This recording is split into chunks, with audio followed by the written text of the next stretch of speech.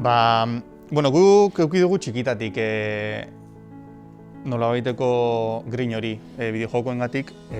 Egia esan, karrera aukeratzerako orduan ez genuen inoiz pentsatu hemen sartzea, baina, bueno, azkenean bukatu dugu nola hau egiten, ez dakit bizitzaren patua den edo zer den, baina bukatu dugu hemen. Duela 6 bat hilabete hasi ginen lehenengo bideojokoari bueltak ematen, eta, bueno, orain ari da forma hartzen, Fingergun izena du, eta errealitate virtualerako joku bat da, betaurrekoa jantzi eta beste mundu batean murgiltzen zaren joku bat. Nik uste dut biok aldi berean eduki dugula ere grin hori, nolabaiteko ekintzailetasunarekiko grin hori, beti nahi izan ditugu gure ideiak aurrera eraman, beti nahi izan ditugu gauzak egin, baina ez dugu inoiz jakin oso ondo ez nola egin, ez egin nahi genuena berez hori ekintzailetasun hori zela, ez?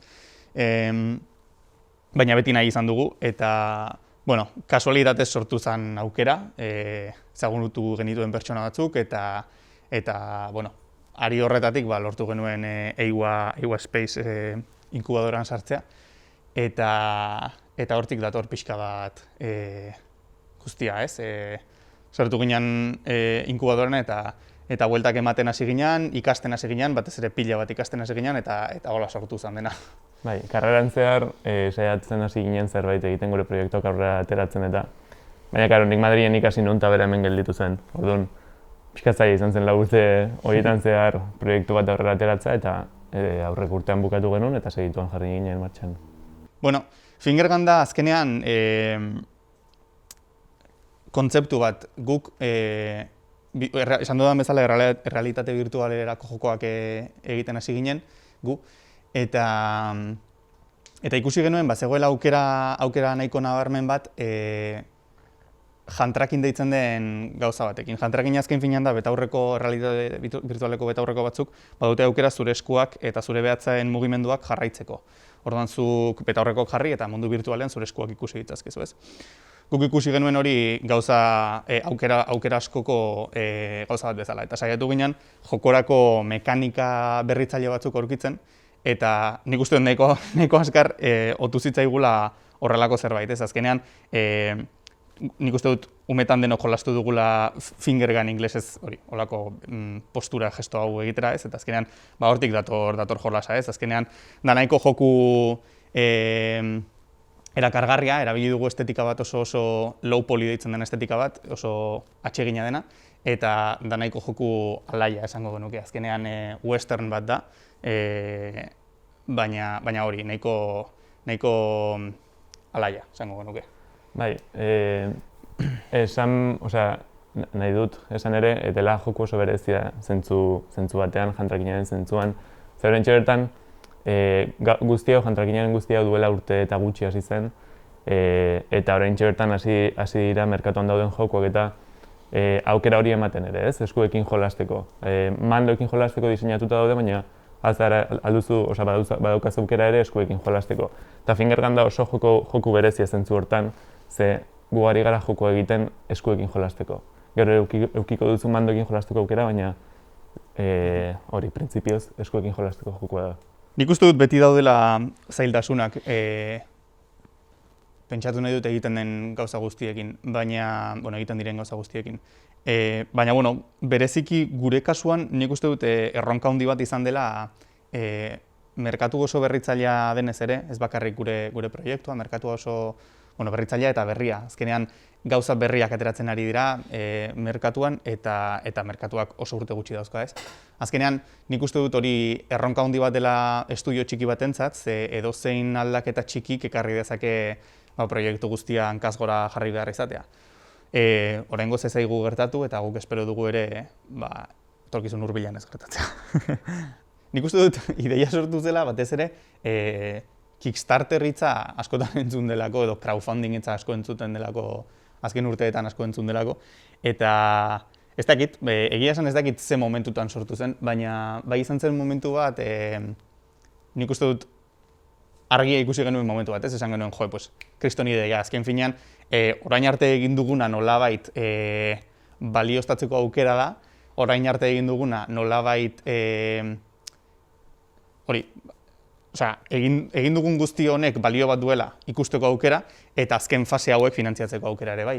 Azkenean aurrera egin nahi badugu behar dugu, eta hori da ideia nik uste dut hortik dut dela. Bai, azkenean finantzazioaz gain ere Kickstarter izan zen, izaten ari da, gure erraminta pixkat munduari esateko, ari gara hau egiten, fingergun, zer iruditzen zaizue.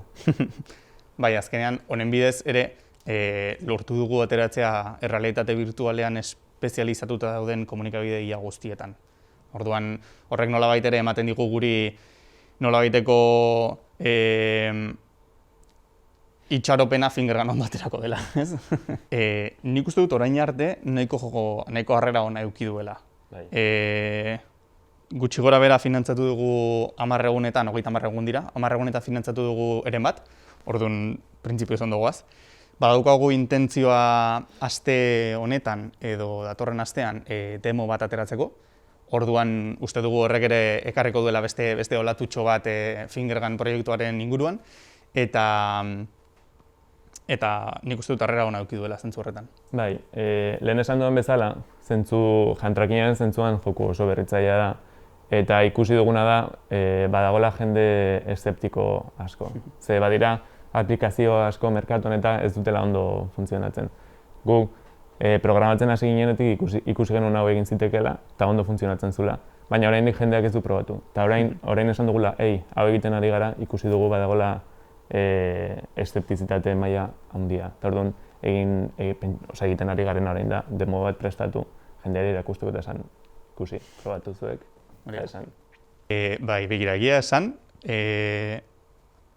ari gara pentsatzen nola, azkenean eskuekin jolasteak badauka nolabaiteko desabantaila handi bat, eta da, estenan bertan ezin zarela mugitu. Jokalaria baldin badago eskuekin jolasten, estenan bertan ezin da mugitu joystick batekin, mugitu daitekeen bezala beste hardware mota batekin. Orduan, ari gara pentsatzen zer egin dezakegun oinak erabiliz, eserita egonda oinak erabiliz mugitzeko. Ikusi dugu badaudela merkatuan gauza batzuk, orduan ikusi nahi dugu gauza horiek posible ditugun fingergunera ekarri. Baina, hori bai da etorkizunera begirako zerbait. Bai. Lehen egin duzun galdera, ea noiz hasi ginen proiektuarekin, izan zen, martxoaren 11an izan zen estatu alarma? Bai, uste dut baiet. Aste eta piko lehen agurtu hasi ginela proiektuarekin. Orduan, hasiera izan zen nahiko zaila. Eduki ditugu oztopo asko eta edukiko ditugu beste 1000, baina hau da gustatzen zaiguna, erronka ere, hemen gaude erronkagatik uste dut, eta gustatzen zaigu asko ikastea, eta oztopo horien aurrera egitea, así que bai. Bai, gu beti gaude irekita batez ere hitz egitera, ez? Azkenean uste dut oso baliotsua dela inguruko inguruko estudioentzat horrelako partnership hauek egitea, ez? Baina egia esan oraintxe bertan gu fingergunekin oso zentratuta gaude eta gure helburua proiektua bukatzea da. Baina bai, noski gu beti gaude hitz egiteko prest eta gauzak ateratzeko prest. Nik uste dut behin Kickstarterra bukatzen denean baloratu behar dugu lehenengo gauza proiektua finantzatzea lortu badugu nola bideratu behar dugun, finantzatzea lortzen ez badugu, nola bideratu behar dugun fingergunen azkeneko fase hauek. Azkenean ez ditugu edukiko baliabide horiek proiektua bukatzeko, baina nik uste dut nahiko argi dugula gutxienez bidean nondik joan behar den, bai lortzen badugu eta bai lortzen ez badugu.